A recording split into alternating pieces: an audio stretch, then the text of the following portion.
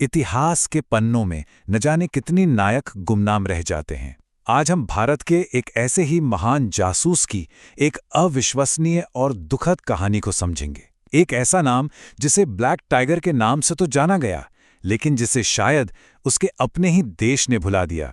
तो चलिए आपको ले चलते हैं सितंबर 1983 में। जगह है पाकिस्तान का एक मिलिट्री बेस। यहाँ एक ऐसा ड्रामा शुरू होने वाला था जो एक जासूस की पूरी जिंदगी को हमेशा के लिए बदल कर रख देने वाला था। जरा सोचिए, पाकिस्तानी फौज का एक बड़ा सम्मानित मेजर, नाम था नबी अहमद शाकिर, और उसे अचानक खुफिया एजेंसी के लोग घसीटते हुए ले जा रहे हैं। क्यों? आखिर ऐसा क्या राज था उसका? और वो राज इतना बड़ा था कि सुनकर यकीन करना मुश्किल हो जाए। ये मेजर नबी अहमद शाकिर असल में कोई और नहीं बल्कि रविंद्र कौशिक थे, एक हिंदुस्तानी जासूस जो पिछले 8 सालों से एक दोहरी जिंदगी जी रहे थे।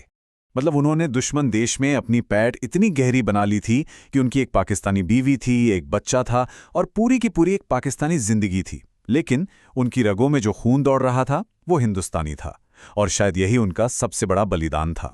तो सवाल ये उठता है कि ये सब शुरू कैसे हुआ?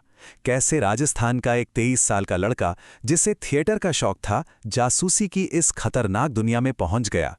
चलिए कहानी को थोड़ा पीछे ले चलते हैं। बात है साल 1972 की। लखनऊ में एक यूथ फेस्टिवल चल रहा था। वहां मंच पर एक नाटक में रविंद्र कौशिक ने एक ऐसे सैनिक का किरदार निभाया जो दुश्मन की कैद में भी 1 इंच नहीं टूटता। उनकी एक्टिंग इतनी दमदार थी कि दर्शकों में बैठे भारत की खुफिया एजेंसी रॉ के कुछ अधिकारियों की नज़र उन पर पड़ गई। कुछ ही समय बाद रॉ के अधिकारियों ने रविंद्र से मुलाकात की और उनके सामने एक ऐसा प्रस्ताव रखा जिसे सुनकर कोई भी कांप जाए। उनसे कहा गया, तुम्हें एक ऐसे मिशन पर जाना होगा जहां से वापसी की कोई गारंटी नहीं है, और अगर तुम कभी पकड़े गए तो भारत सरकार साफ मुकर जाएगी। वो कहेगी कि हम तुम्हें जानते ही नहीं। और बस यहीं से शुरू हुआ रविंद्र कौशिक को खत्म करने और नबी अहमद शाकिर को बनाने का सफर। ये सिर्फ नाम या धर्म बदलने जैसा नहीं था।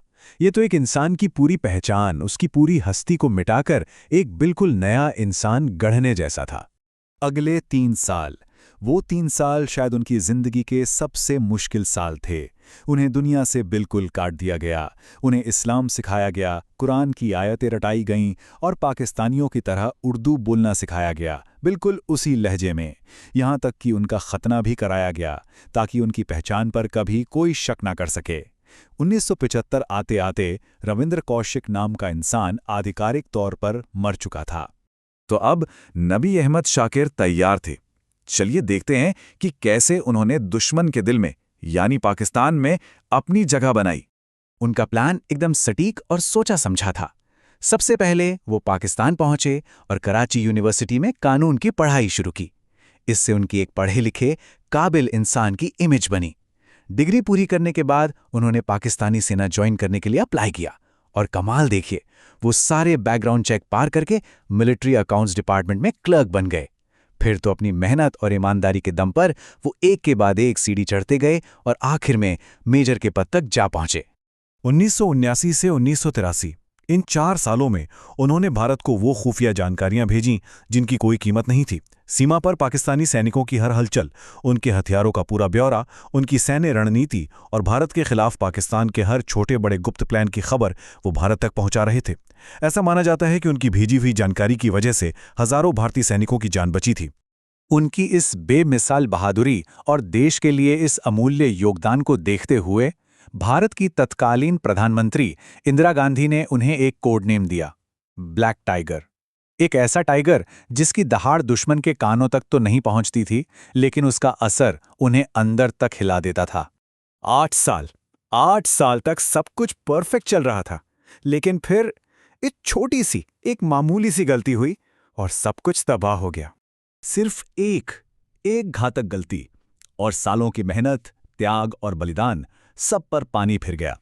हुआ ये कि 1983 में रॉ ने उनसे संपर्क साधने के लिए एक जूनियर एजेंट इनायत मसीह को पाकिस्तान भेजा, लेकिन मसीह को उतना तजुर्बा नहीं था। वो पाकिस्तान पहुंचते ही आईएसआई की नज़रों में आ गया और पकड़ा गया। आईएसआई की पूछताछ और टॉर्चर के सामने इनायत मसीह ज़्यादा देर तक टिक नहीं पाया। वो टूट गया और उसने पाकिस्तानी फौज के अंदर बैठे एक हिंदुस्तानी जासूस ब्लैक टाइगर का राज उगल दिया।